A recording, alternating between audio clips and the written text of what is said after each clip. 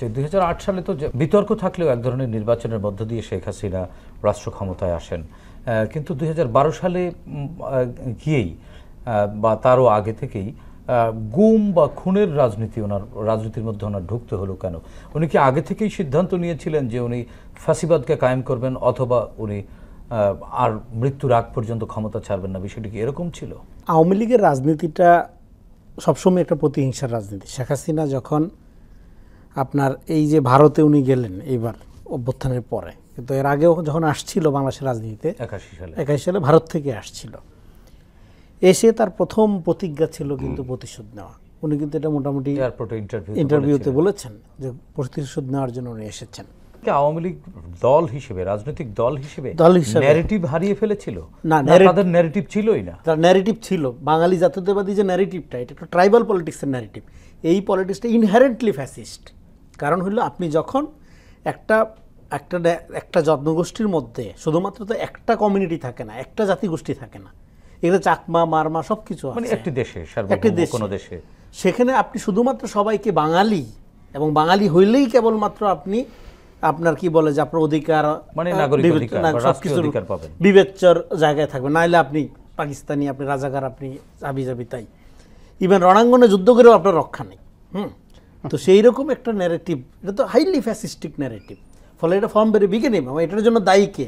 এটার জন্য দায়ী বাংলাদেশের তথাকথিত বুদ্ধিজীবীতা। এইরকম একটা দেখেন, ফ্যাসিবাদ আকাশ থেকে পড়ে না। এই ফ্যাসিবাদকে সমাজে তার ইতিহাসের বয়ানের মধ্য দিয়ে তৈরি করা হয়। বাংলাদেশের মুক্তিযুদ্ধের ইতিহাস এটা একটা জনযুদ্ধ। মেজর জিয়া রহমান যেভাবে স্বাধীনতার ঘোষণা করলেন, তারপরে কৃষক, শ্রমিক, ছাত্র জনতা দল মত নির্বিশেষে, এবং বামপন্থীদের বিরাট ভূমিকা ছিল, সিরাজ শিকদাররা ফাইট করেছেন। কিন্তু মুক্তিযুদ্ধের বয়ানটা হয়ে গেল একটা আওয়ামী যুদ্ধ, অ্যাজিভ এখানে আওয়ামী লীগ ছাড়া আর কোনো যুদ্ধ, মানে ওই জায়গায়ও একটা কাল্ট বানিয়ে ফেলে। এবং এই জন্য আমি বলি কি, ইতিহাসে আপনি যেটা গবেষণা করেন, আপনার প্রত্যেক পাড়া মহল্লায় মুক্তিযুদ্ধের শহীদদের একটা তালিকা নেবেন এবং তৎকালীন আওয়ামী লীগের বড় নেতাদের একটা লিস্ট নেবেন, তাইলে মুক্তিযুদ্ধের চেতনার গোমরটা বের হয়ে যাবে। আওয়ামী লীগ মুক্তিযুদ্ধের দল না, মুক্তিযুদ্ধের চেতনা ব্যবসার দল, মুক্তিযোদ্ধার দলও না, মুক্তিযুদ্ধেরও দল না। কারণ সবচেয়ে মুক্তিযুদ্ধের চেতনার বিরুদ্ধে 71 পূর্ববর্তী শেখ মুজিব বা আওয়ামী লীগকে এক ধরনের রাজনীতি ছিল বা সেখানে ইতিহাসের একটা অংশ, তাহলে আবার এখান থেকে হঠাৎ করে বিচ্যুত হয়ে গেল কারণ সম্পর্কের ছেদ কোন জায়গা থেকে শুরু হলো? সম্পর্কের ছেদ হলো, দেখেন আপনার এখানে বাঙালি জাতীয়তাবাদী যে চিন্তাটাকে আওয়ামী লীগ গ্রহণ করলো তার রাজনৈতিক আদর্শ, এটিকে গ্রহণ করলো না এটিকে ইম্পোজ করা হয়েছিল? এটা এক ধরনের দুই দিক থেকে। আপনি যদি কোনো কিছু আমাকে ধরেন, আমি যদি গ্রহণ না করি, আপনি চাইলেও তো আমি নিব না, তাই না? ফলে ইম্পোজ তো ডেফিনেটলি ছিল। এই যে বাঙালি জাতীয়তাবাদী চিন্তা, ভারতীয় বুদ্ধিজীবীরা, ভারতীয় বাঙালি, হ্যাঁ ভারতীয় বাঙালি সাম্প্রদায়িক বুদ্ধিজীবীরা, যাদের রাজনৈতিক খুঁটে এখন দেখতে পাওয়া যাচ্ছে উগ্র হিন্দুত্ববাদ, হ্যাঁ, তারা কিন্তু এই আওয়ামী লীগের ন্যারেশনটাকে, হ্যাঁ, যেই জাতীয়তাবাদ দিল্লির কাছে পরাজিত হয়েছে, কলকাতার লোকজন কিন্তু একটা প্রাইড ছিল যে এখানে প্রথম উপনিবেশ কায়েম হয়েছে, রেনেসা, বেঙ্গল রেনেসার ভূমি এইটা, হ্যাঁ। সেই জায়গার থেকে যখন তারা পরাজিত হলো, মডার্নিটির আপনার এক্সপানশন, বিকাশের ক্ষেত্রে যখন দিল্লি মুম্বাই সেন্টার হলো, তখন এই পরাজিত আইডিয়াটা টুকায়া নিল বা গ্রহণ করলো বলতে পারেন আওয়ামী লীগ। তার পরিণতি হিসেবে একটা ইডিওলজি যদি তার মধ্যে ইনসাফের আপনার ভাইব না থাকে, মানে ইনহেরেন্টলি পটেনশিয়াল না হয়, সেইটা যখন ক্ষমতার কাছাকাছি যাবে, এটা ফ্যাসিজম কায়েম করবে বা কোনো মানে পজিটিভ ফিলোসফি না থাকে, তো এটা তার ফিলোসফিক্যাল ফেইলিওর প্রথমত। তার দ্বিতীয়ত হলো এই সংগঠনটা করতো কারা? সমাজের সবচেয়ে ভয়ঙ্কর খুনি, দাগী, হ্যাঁ, লোকগুলিকে আওয়ামী লীগ করতো। আওয়ামী লীগ করার জন্য আপনার প্রথম যোগ্যতা হলো 3-4টা যোগ্যতা লাগে। 1 নম্বর যোগ্যতা হলো মিথ্যা বিশ্বাস করতে হবে, 2 নম্বর যোগ্যতা হলো ধান্দাবাজ হতে হবে, 3 নম্বর যোগ্যতা হলো আপনাকে মনে করতে হবে যে লুটপাট করা আপনার অধিকার। তো এগুলো তো কোনো কৃষ্টি কালচারের মধ্যে ঢুকিয়ে নিতে হবে, এগুলো তো কোনো সুস্থ মানুষ চিন্তা করতে পারেন না, কোনো স্বাভাবিক মানুষের তো কাজ হইতে পারে না। তাহলে তারপরেও তো একটি শ্রেণী তো তাহলে এই ভুল পথে, হ্যাঁ, এখন মানুষ তো লোভী প্রাণী, সবাই তো আপনার তার নীতি নৈতিকতা আদর্শের জায়গা ঠিক থাকবে না। ফলে আওয়ামী লীগ সবচেয়ে বড় ক্ষতিটা কি করছে আপনার? সে 15 বছর গুম খুন করছে, শুধু এইটাই ক্ষতি? নো, আরো বড় ক্ষতি হলো আপনার বাংলাদেশের জন্ম। আপনার আলোচনার রেশ ধরে বলি, তাহলে বাংলাদেশের জন্ম বা বাংলাদেশের সৃষ্টি নিয়েও তো আওয়ামী লীগের এক ধরনের প্ল্যান ছিল।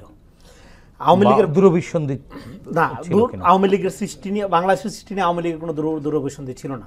এইটা আপনি যদি তাজউদ্দিন কন্যার বই পড়েন, এখানে বাংলাদেশের স্বাধীনতা তো আওয়ামী লীগ চায়নি, শেখ মুজিব চায়নি, তারা চাইছিল সাহিত্য শাসন। সেটা চাওয়ার মধ্যে কোনো অন্যায় নাই, ওই সময় তাদের যে রাজনৈতিক প্রেক্ষাপট, চাওয়া স্বাভাবিক, ভোটে জিতেছে তারা, এটা তাদের রাইট।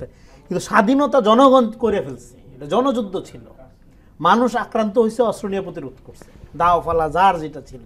এবং সেটা ডেফিনেটলি বাঙালি অফিসারদের তৎকালীন আপনার সাহসী ভূমিকা, এখানে ইপিআর পুলিশ, হ্যাঁ আমাদের আনসার, তাদের সাহসী ভূমিকা, তারা ব্যাপকভাবে ট্রেন আপ করে ইনসাইড পাকিস্তান। ভারত থেকে ট্রেনিং নিয়ে আসতে আসতে তো আগস্ট সেপ্টেম্বর মাস হয়ে গেল, তার আগেই তো যুদ্ধের রেজাল্ট মোটামুটি এখানে গড়ায় গেছে, এক ধরনের বার্তা তৈরি হয়ে গেছে, তাই না? ফলে এখানে ইনসাইড যুদ্ধটা হয়ে গেছিল।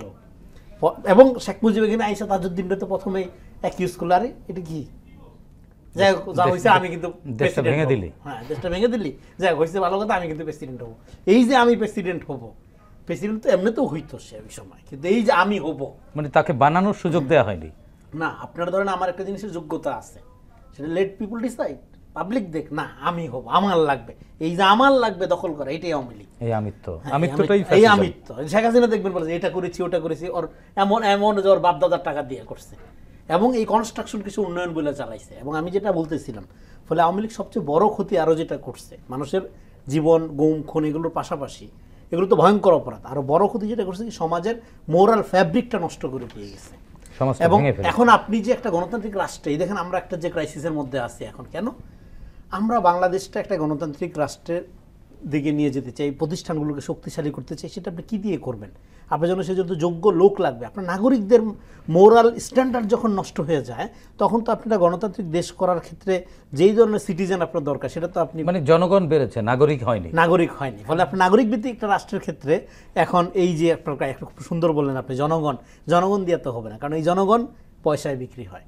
হ্যাঁ, এই জনগণ 20 লাখ টাকা দিয়ে ঘুষ দিয়ে চাকরি নিয়ে মনে করে আমি উন্নতি করলাম, আমি এগিয়ে গেলাম, কিন্তু নাগরিকরা এটা করবে না। নাগরিক, এই যে ধরেন ভোটাধিকারের কথা আমরা বলছি না, ভোটাধিকার এটা তো উৎসব আনন্দের ব্যাপার না, এটা সিরিয়াস বিজনেস। আপনার নাগরিক অধিকার প্রয়োগের একটা এমন একটা ঐতিহাসিক বা ধরেন একটা গ্লোবাল হিস্ট্রিতে এমন একটা ব্যাপার যে আপনি এটার মধ্য দিয়ে ডিসাইড করবেন কে দেশ চালাবে, কে আইন করবে, এবং যে আইন লাইফ অ্যান্ড ডেথ কোশ্চেন হয়ে যেতে পারে।